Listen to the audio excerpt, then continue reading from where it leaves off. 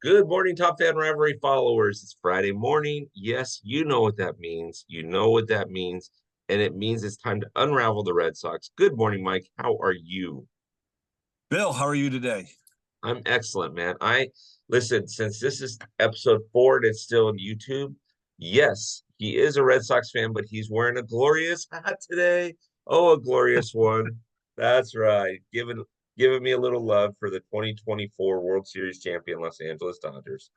It's I, Mike called it before the show. I said, "Hey, it's going to jinx it," but he says, "No, announce it." So I'm announcing it That's per right. Mike's Yep. request.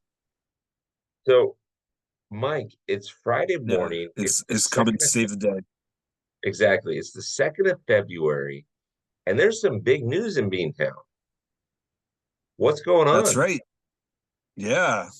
So this morning it was announced that Theo Epstein is making his triumphant return, not necessarily to Boston specifically, but to the Fenway Sports group, which is the ownership consortium that has the Red Sox, the Penguins, uh, Manchester Soccer Club across the pond, all that Fenway Motorsports, all that fun stuff. So Das Wunderkind is back in Boston, and hopefully that means that he can lend his expertise to the mess that's kind of been let to create, sit, and fester over the past couple seasons.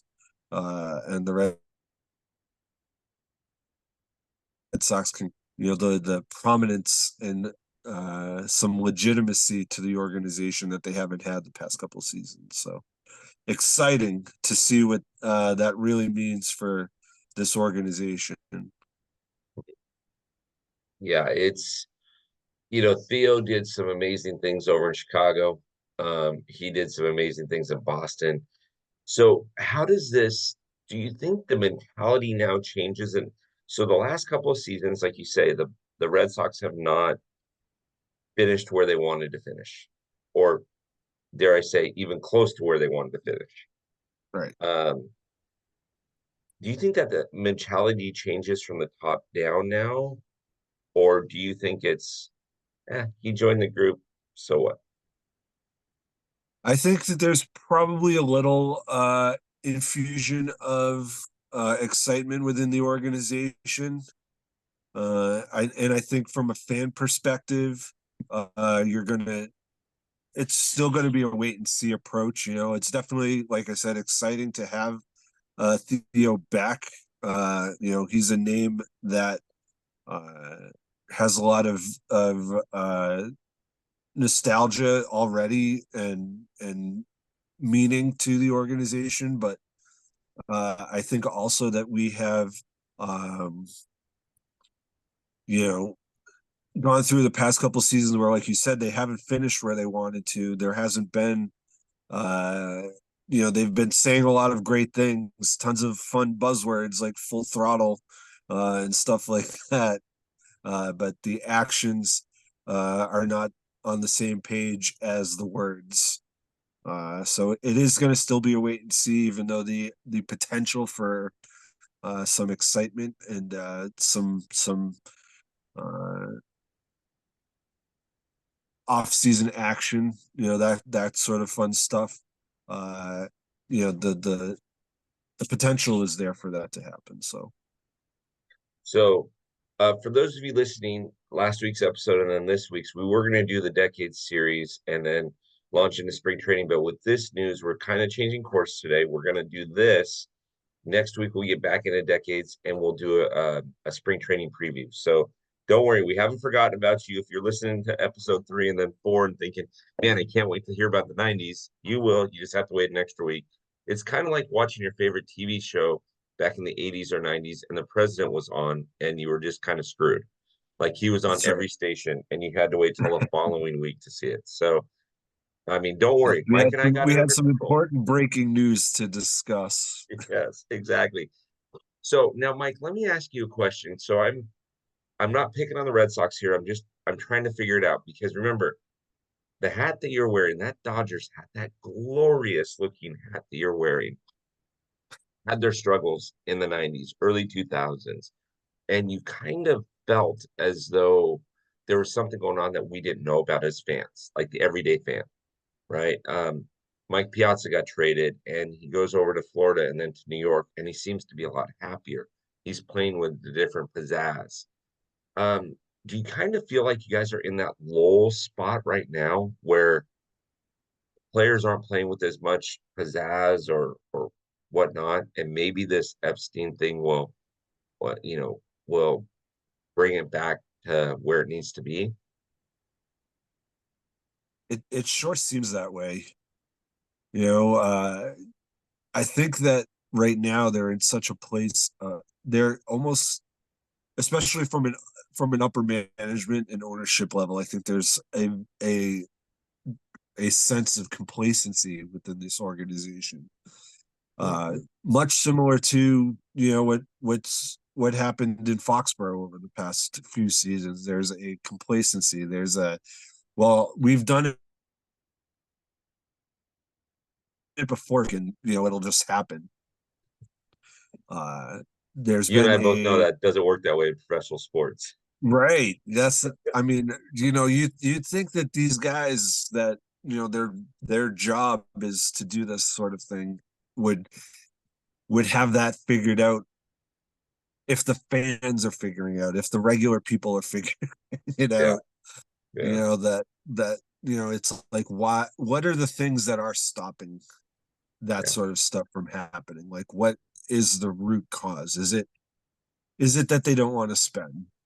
Is it that they actually really think that they have the right people in the right places and they're underperforming? How do you get those people then to perform? Uh, it's that magical formula of the right players with the right motivation, and and on field performance and production, yeah. and tinkering with it. You can't like just let it go and think that it's going to just every time it's going to work over and over again. Well, Unfortunately, it's if I work a corporate job and I work for, in a marketing firm, well, I set up a campaign, it works. I set up another campaign, that same campaign, and it works the second time and the third time. Okay, that you can go in cruise control. Professional sports, you can't go in cruise control because every yeah, year there's better athletes that come in. Every year the dynamic changes. right. Every year you have injuries, right? You have a number of things that happen. Yeah, it's such a variable thing. It's always, like you said, always changing. Different. Your team one year to another is different. So the same, and every other team year to year is different. Whether it's one player, five players, or 10 players, Yeah. like there's the same thing that worked last time isn't going to work this time. And I think, and I hope that Breslow understands that. I think that Breslow understands that because he's a player. And I hope that with THEO coming on board, he also understands that. I think he also understands that. So now you have two voices that are talking to the other people that, you know, don't know, and they can maybe get that Yeah. No, message through. I agree. There's something about winning championships that changes your, not legacy, because that's easy. You win a championship, you change your legacy, but changes your, almost your reputation, right? And Theo's won championships. And so now you're looking at it from the perspective of, okay, hey, and some of these guys that have never seen a championship in their career, right, are looking and going, hey, we got guys that have done this and have been there. And so Right. it's the old adage, if you have, I don't know, pick a relatively rookie manager, a Gabe Kapler, um, who hadn't won a World Series but had some pretty decent teams in San Francisco. If you have him on your bench, do you give him the same respect? Although he can bench press you with no problem, do you give him the same respect that you give a Joe Torre? who's won several World Series championships. And as strange as that is, I say no, even though they should get that level of respect because of their status, being the on-field manager. But does that Right. make sense or no? Yeah, no, I think it does. Definitely when you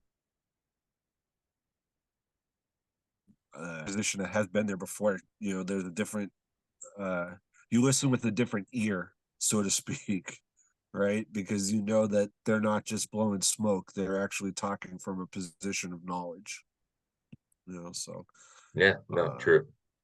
Um, but I also think on the counter side to that, like uh eventually the message of a championship caliber executive or coach or manager like becomes uh watered down, especially if it's just the same message being delivered over and over again and there's something to say about now the new message that's coming from the person that who has that spark, that momentum, uh and is on their way chasing a championship, so now the message changes, and the way that the message gets delivered changes, and changes. yeah. uh Well, and see, and here's the interesting thing, right? Um, the reason why athletes and unfortunately I'm gonna have to use a Yankee here, but you'll understand that the respect level for Derek Jeter is off the chart, regardless if you're a sure. Yankee fan or Red Sox fan. One of the reasons why Derek was so successful, in my opinion, is he had the Michael Jordan mentality. He had the mentality if we don't win it all, it was a failed season.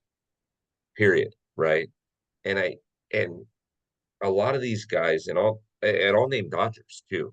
A lot of these guys are stoked that they're in the MLB. They're excited that they're there. They're getting paid and things like that. But they've reached that pinnacle, and at some point in their career, they're thinking, maybe I ought to go after a World Series championship too, so I can end my career saying I was a champion.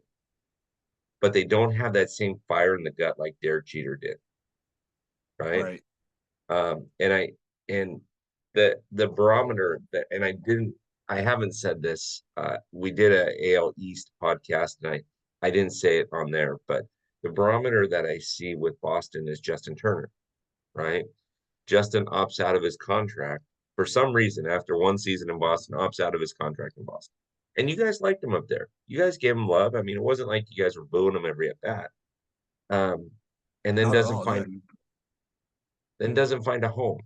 And then he signs with the Los Angeles Dodgers North, aka the Toronto Blue Jays, who takes everybody from the Dodgers. Signs with the Toronto Blue Jays for effectively the same amount that he was going to get paid in Boston had he not opted out. Right. Makes no sense to me unless there's a culture thing that he wasn't feeling the vibe for in Boston. So Yeah. I'm not. I don't. Yeah. I don't know if like he thought he outperformed his contract.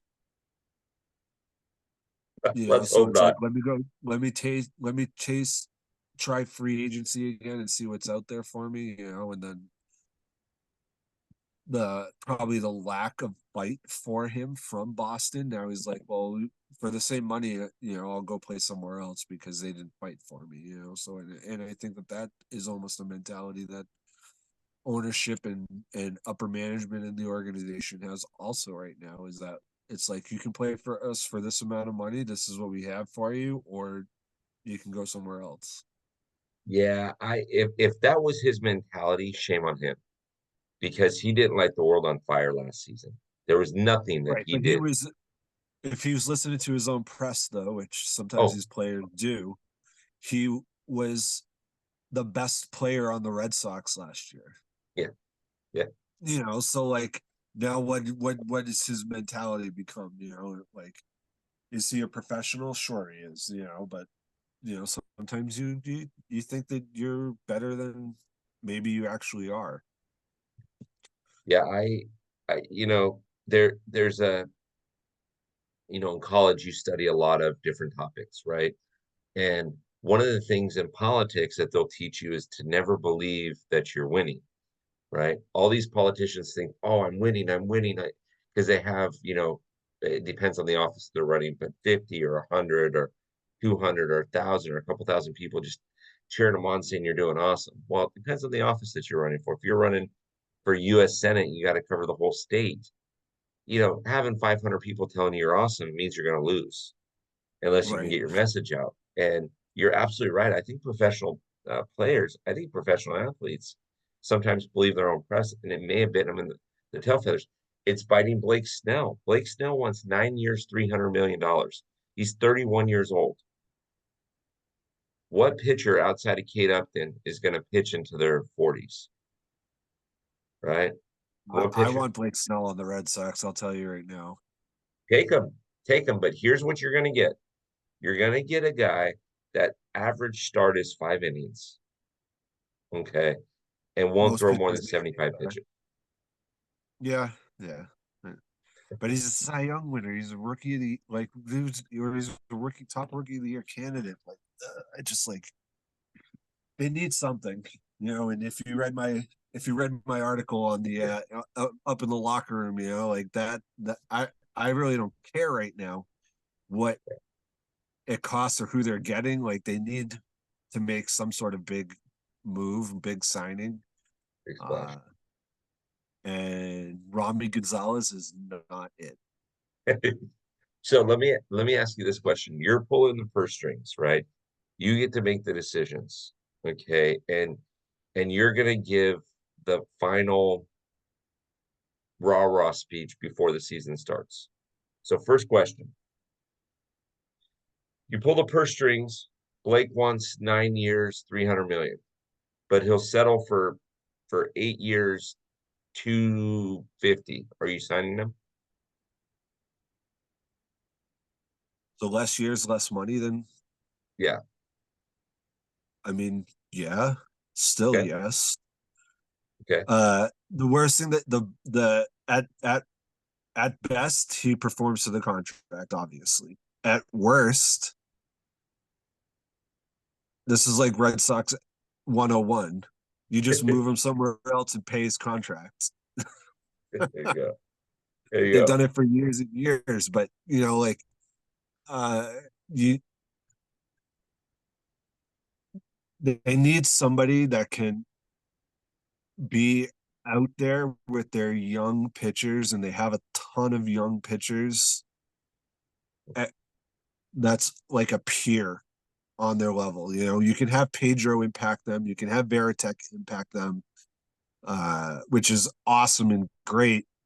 But you need somebody that's a peer that's on the field with them every day to be able to impact them too. And they don't have that pitcher. Giolito is not going to be that pitcher. Right. Giolito will be, but Giolito will probably be best helped by Pedro and Veritek. But like Brian Bayo needs like somebody with him. Yep. Maybe Snell and Montgomery aren't the right fit for that, but they need to find somebody, like Mhm. that can impact these young pitchers and help them take that next step and get to the next level. And Yeah. Snell has been on to the next level.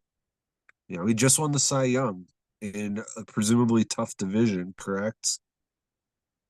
You had the Presumably. Awesome division. Stop with right, presumably. exactly, Good exactly. thing I You have like to you, pitch.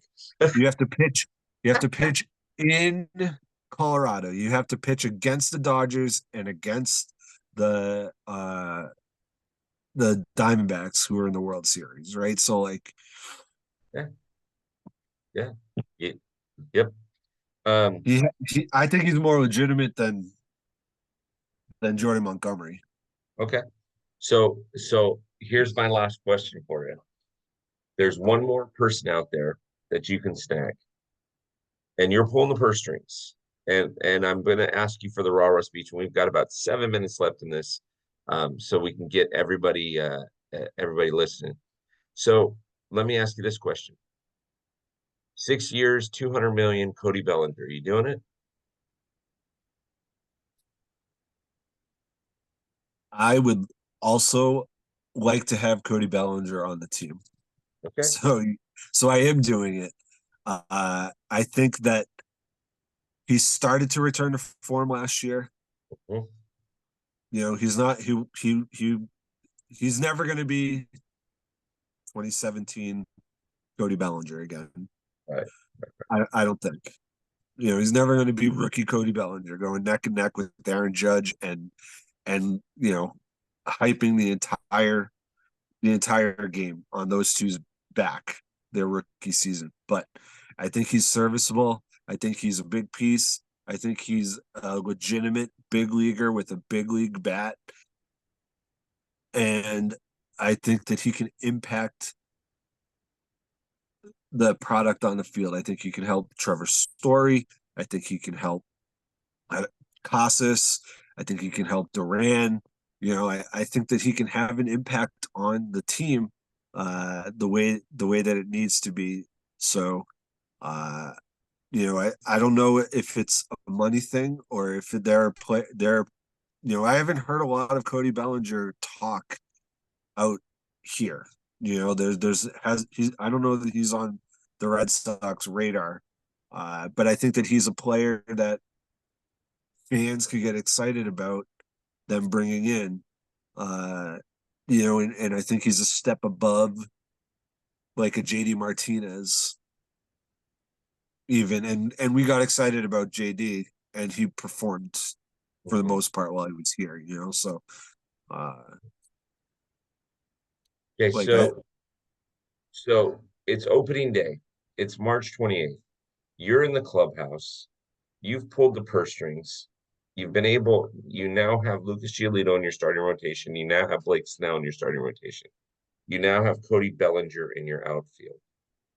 What is your, don't give us the 20-minute version, but give us the 90-second version of what is your speech to the players starting out at 0-0. Everybody's got a clean slate. Spring training's over. What are you saying to these boys? guys, the most fun you can have is winning. Ah, Go out there, do your job, play hard, be smart, think about, you know, that part of the game and get the job done. You have well, every talent, every tool. yeah, get the job done. Go out and have fun. Go out and win. Like you said, I winning's think fun. that like, you know, there's a mental thing that happens, and we've talked about the mental part of the game Yeah, before. yeah. And as soon as one thing starts going bad, and then a second thing, it's almost impossible to dig yourself out of that hole mentally without some sort of seismic change. So I think that you need to not let that part of the game get get to you early, and that's a key. Yeah. Well, yeah. And you've You been can't let training the for Yankees you can't let the Yankees and the Orioles beat you before you even play the games. exactly. Exactly. Well, and now with the 29 team schedule, you're going to get a chance to play the Nationals. You're going to get a chance to play like the Pirates. You're going to get a chance to play the Rockies, where you're going to have games that are weren't in your schedule before that could help you. Also could help the Yankees and Orioles, Right. right? Right. And I mean, good teams are going to be bad teams, and you know that's kind of the barometer. That's the measuring stick. You know, like where are you winning? Are you winning, sweeping the Royals, the Pirates, the Brewers, the mhm, Giants? You know, like are you taking care of these teams? yeah, exactly. And if you are, you're good. I'll put the Red Sox there too. You know, like if you're going out there and you're beating the Red Sox and you're sweeping them out because they've been so bad the past couple seasons, you know, like that's going to be your measuring stick. Or are the Yep. Red Sox going out there and are they beating you? You know, do you play down? Do you play up? You know, that's always that's another thing. Like, do you play up to the level of the talent, or down to the level of the talent, or do you just rise above and play the best? Play it through. Well, I think we did good for episode 4. And I agree with you. I think you need to rise up to play. Each game's a new day. And it doesn't, in baseball, there's so many, it's such a long season, as Anthony Rendon tells us, brother. That's the wrong guy to give that message, by the way. Guy that hasn't been on the field for 162 games since he signed with the Angels. Wrong guy to give that message, but whatever. Um, you have to, as a player, you have to understand that there's going to be times when it's just going to be rough. But each day's a new day. Each day's a clean slate. And you've been training for this your entire life. Ever since you played T-ball, you were learning where the cutoff man was. You were learning how to field ground balls. I mean, an extreme case, but a true enough case. In Game 7 of the 1986 World Series, Bill Buckner didn't say, "Hey, coach, I can't play. I let that ball go through my legs." No, he continued to play. And Yep. you lace them up and you say, okay, yesterday was yesterday, today's today. The problem is the mentality sometimes gets to you, right? So, Yep. Yep. all right.